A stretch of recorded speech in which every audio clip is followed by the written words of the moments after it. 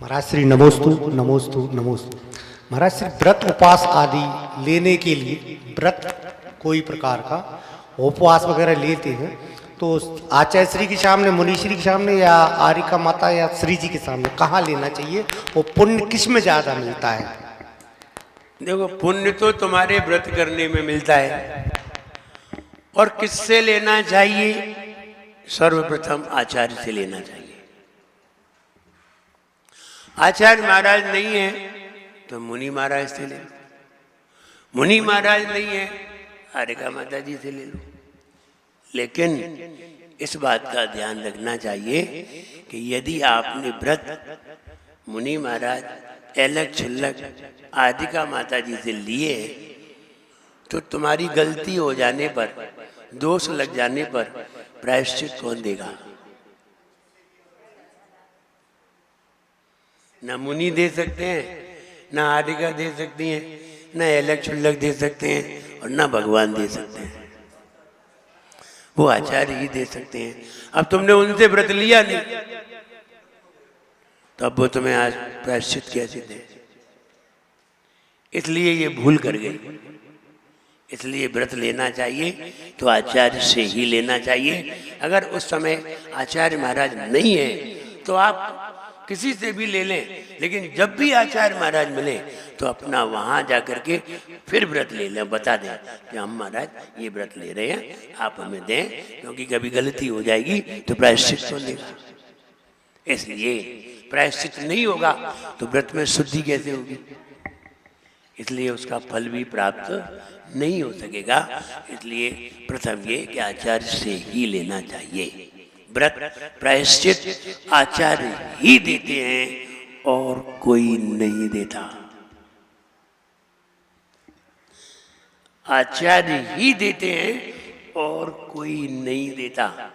क्यों नहीं देता? दंड संहिता सिर्फ आचार्य ही जानते हैं और कोई नहीं, और कोई नहीं जानते। इसलिए आचार्य ही देते हैं। और कोई से आप ले लेंगे तो आप गलत हुए, आप गलत हैं। देने वाला भी गलत है, लेने वाला भी गलत है।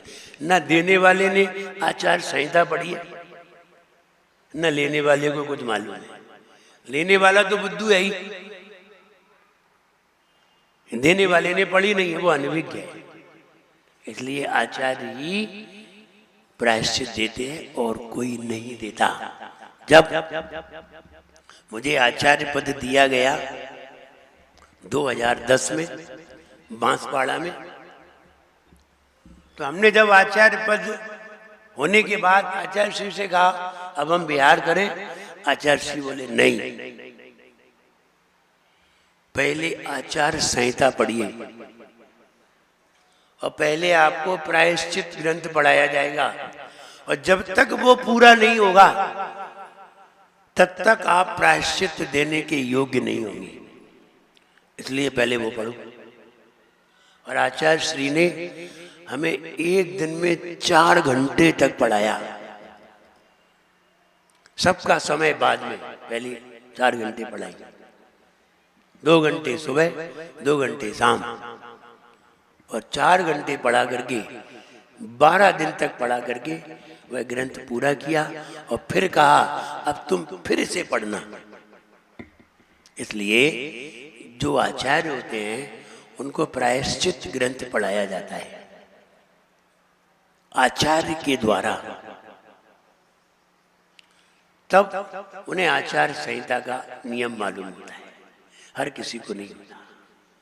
इतने मुनिराज हैं, आदिकाएं हैं, ये कोई प्रायश्चित नहीं देते, न प्रायश्चित देने के अधिकारी हैं। देते हैं तो इन्हें दंडनीय अपराध है, इनको भी प्रायश्चित लेना पड़ेगा। इसलिए आचार्य से ही व्रत आदि लेना चाहिए। नेक्स्ट प्रश्न। आचार्य श्री के चरणों में नमोस्तु।